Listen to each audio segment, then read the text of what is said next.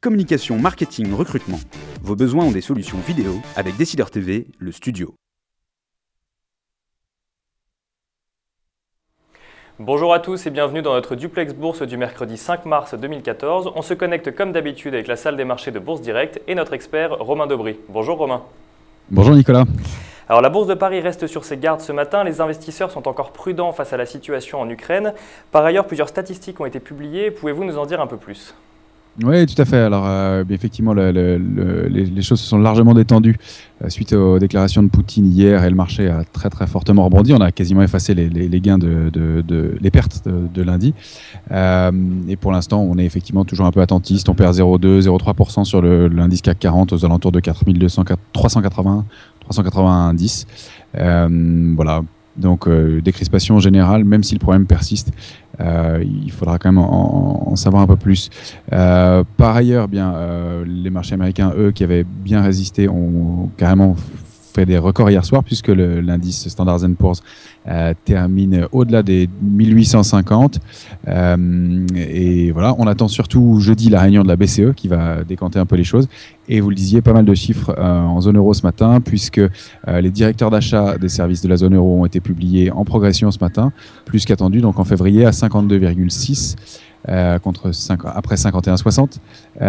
En France, c'est un peu moins bien puisque pour le quatrième mois consécutif, on baisse et on est toujours en zone de contraction à 47,2, donc sous les 50. Voilà. Et puis il y a le PIB de la zone euro qui a été publié ce matin pour le quatrième trimestre, deuxième estimation qui est conforme à plus 0,3%. Donc les statistiques sont plutôt correctes pour l'instant, mais effectivement pas mal d'attentes. Alors, dans ce contexte, quels sont les supports et résistances à surveiller aujourd'hui ? Alors, on aura un biais légèrement négatif sous les 4353. Pour l'instant, on est bien au-dessus. Mais la tendance restera positive jusqu'à 4265. Donc, on est quand même, pour l'instant, loin de la zone de danger. Si on devait maintenir ces points hauts, eh bien, on pourrait atteindre rapidement 4412 points. Et puis, la zone 420, 428. Serait la résistance suivante et puis derrière on pourrait espérer atteindre 4445.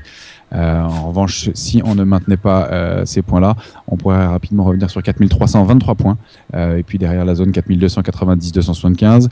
L'importante zone 265-250 qui celle-là serait assez négative si on la franchissait et puis derrière 4270-4170 pour être les cibles basses à atteindre. Alors on passe maintenant du côté des valeurs. Deux valeurs ont retenu votre attention ce matin. Il s'agit de Carrefour mais également de Carmat. Oui, tout à fait. Carrefour, puisqu'elle publie ce matin un bénéfice net annuel en hausse de 2,4%, elle rassure. Le plan qui a été mis en place est apparemment arrivé à la moitié. Elle est en hausse donc de 1,25% à 27 €. Et donc, parmi les chiffres importants à retenir, elle a multiplié par 3 son bénéfice annuel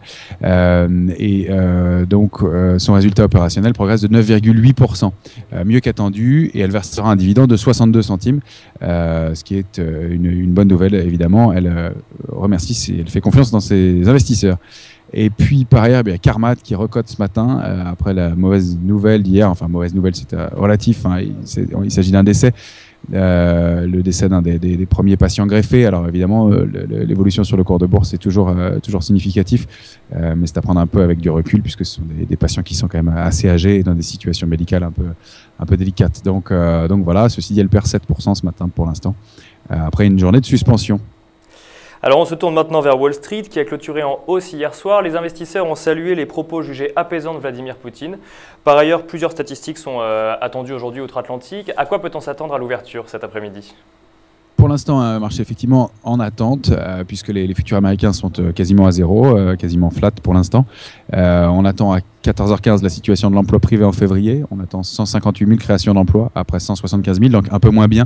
Il y a le facteur météo qui joue là-dessus, bien sûr. À 16h, l'ISM des services à 53,6 donc pour le mois de février, attendu à 53,6 pour le mois de février. Et puis à 20h, le livre beige de la Fed. Voilà, mais c'est surtout la réunion de la BCE demain qui sera importante.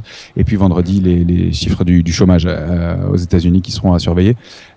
Pour ce qui est de la BCE, bien, il s'agira des prévisions économiques de la zone euro qui seront annoncées par Mario Draghi. Et là, ça a évidemment une incidence importante. Voilà pour ce qui est des prévisions et de ce qui est à suivre pour les 3 prochains jours. Romain, merci beaucoup pour toutes ces précisions. On se retrouve demain pour un nouveau duplex. En attendant, très bonne séance à tous et à demain. Merci beaucoup Nicolas, bonne journée, bonne séance, au revoir.